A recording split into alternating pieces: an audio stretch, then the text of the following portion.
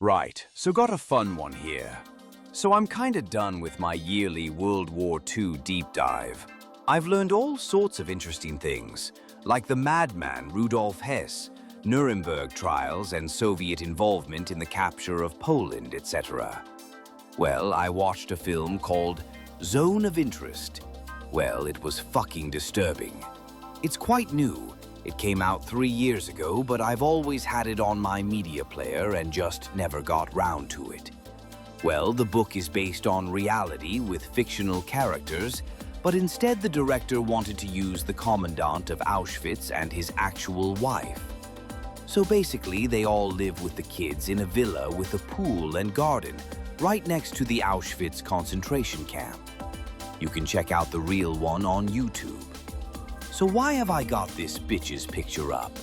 It's because I hate her. I hate her like I hate Bonnie. But Bonnie is a fictional character. This was a real person. I mean, I did my research, and as a professional hater, I can tell you this bitch better be in a dark corner of hell right now.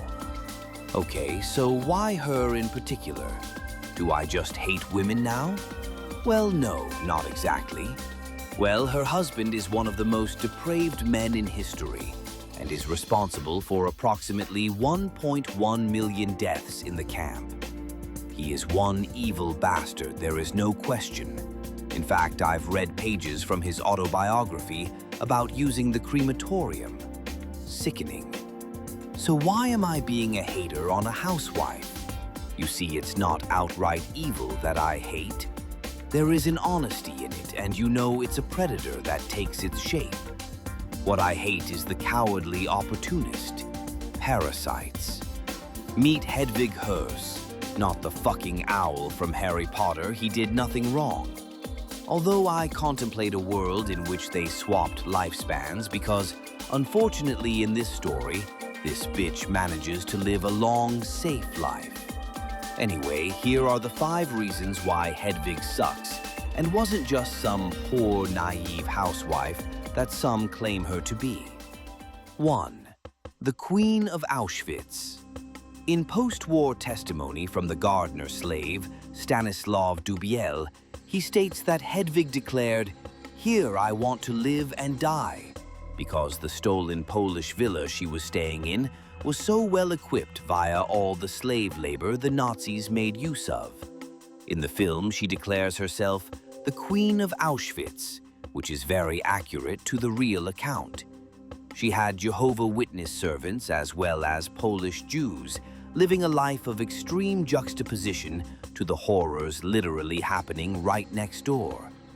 She had a well-groomed garden that feasted on the ashes of the dead every day, a pool in the center for the kids to enjoy. Damn. Making the most of your stay, are we, Hedwig? 2. Systematic looting.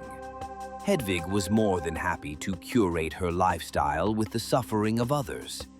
The gardener states that Hedwig frequently visited and ordered from what the Nazis called Kanada warehouses.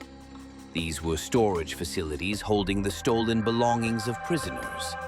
She apparently favored fur coats, high-end leather, and jewelry. Now that's expensive taste for someone who grew up as a working-class farmer's girl. Why don't you help yourself to the spoils of war, Hedwig? Oh, she was also known for tossing personal items like photos and letters found in these items, like she's some sort of grave robber. Charming. 3.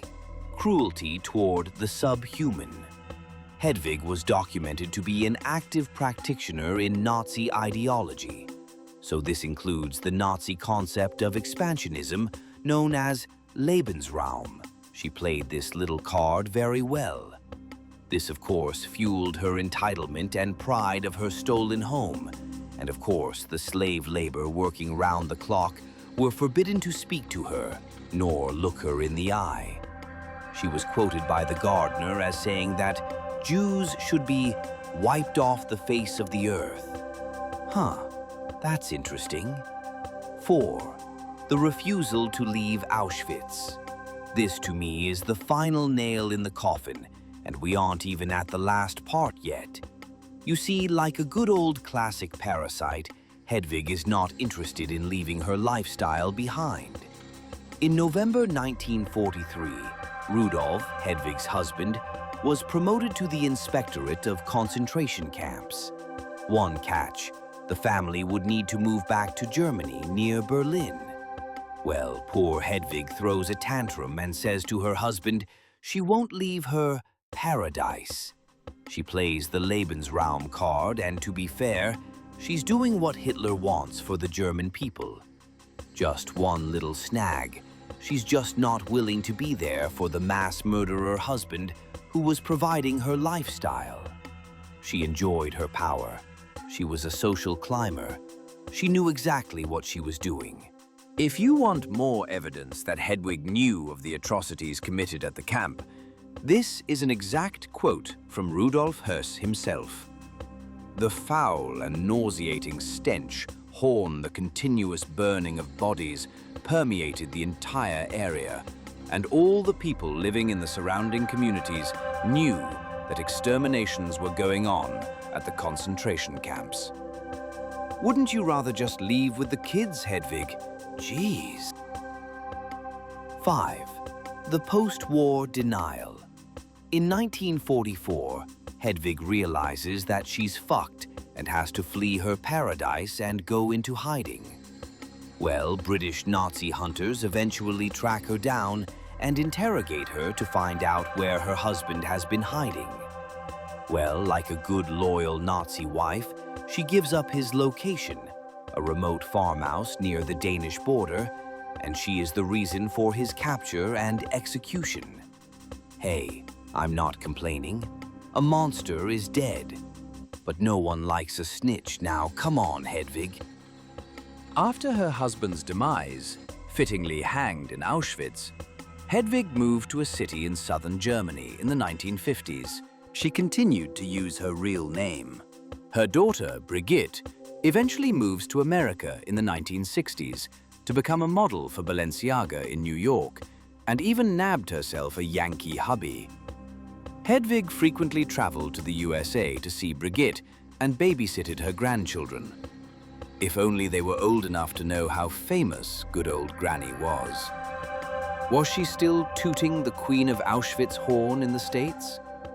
She eventually passes away September 15th, 1989, at the age of 81 in her sleep, whilst visiting Brigitte at her home.